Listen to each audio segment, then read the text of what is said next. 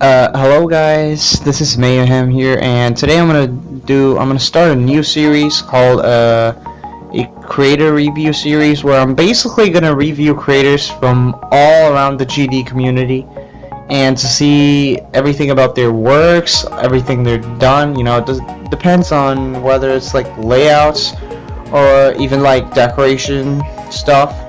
I'm just basically gonna review creators around like the GD community. So the first one we're gonna review in this series is gonna be RedAppleFour.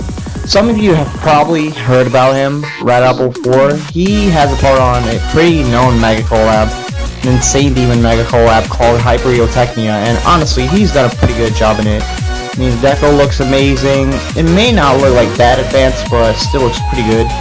And the gameplay just looks fantastic, and that's what I'm going to talk about today. I'm actually going to talk about his gameplay style, which is in many ways pretty unique. You know, first we shall take a look at his layout, Ibsimo. Ibsimo was a layout that he actually released to the servers, but then he released like a few weeks after, because I have no idea. But honestly, like, that layout had a pretty creative gameplay, and it was actually pretty fun, pretty easy. Anyone could do it, and if it was actually decorated, it would have probably even rated. First off, it had that part where it had like a duel with a cube, a duel with two cubes, and there's a cube on the bottom that has a bunch of green orbs in it, and there's one with a giant line of black orbs to basically control the bottom cube controls the top cube, and basically whenever you click, like, it changes the gravity and it sends the first cube, you know, the top cube down. And honestly, that's a pretty creative gameplay right there. Honestly, I just think he has quite a creative gameplay style. Like, if you guys actually take a look at his layouts, most of them have a style that nobody's ever seen before in the GD community, and that might improve like game creator skills a lot. Like, honestly, if you take a look at his layouts, something that you may see a lot on his layouts is probably like the fact that he uses a lot of like cogs. You know, most of his layouts use a lot of those cogs, you know,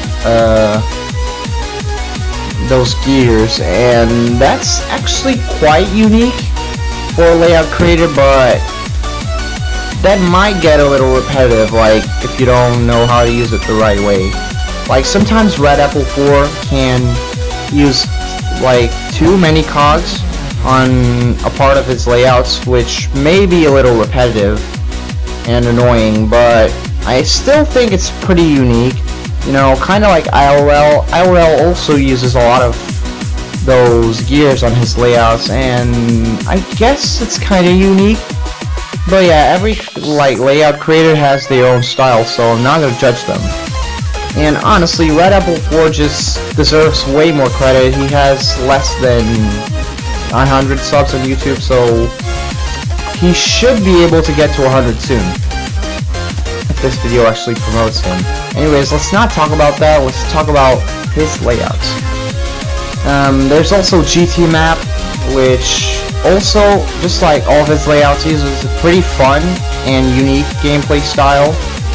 You know, there are barely any bugs in it, which actually makes it, it basically gives it a place on the gameplay creators hall, I guess. But yeah, honestly, like, GT Map is pretty fun. It's kind of long and it has quite a difficulty into it, but I still think it's pretty good. Like, if you actually stop and look, like, he puts blocks inside of those ramps, and I haven't seen many creators do that on their layouts, and honestly that's actually pretty unique. And there's also his last layout that he released, actually I think it was 2 days ago, called Priz, and it was a kind of a dedication to Macron. He focused a lot on the sync on this layout, and I guess that's good because most layout creators actually focus on the sync. Because, you know, without the sync, the level just basically doesn't have much of a purpose. But yeah, the sync is basically what makes his layout good.